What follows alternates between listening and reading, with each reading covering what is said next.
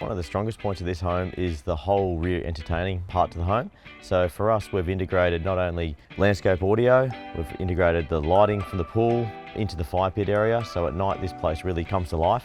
We need it to be as seamless and easy for our clients to use. So by some simple programming methods, we can tie the audio and lighting all together so that with an easy press of a button, we can turn this space into an entertaining hub for the home. One of the major benefits of the smart home too is not only do we have Dynalite with immediate control from a light switch, but we've also got the RTI app which oversees everything and it natively talks between the two.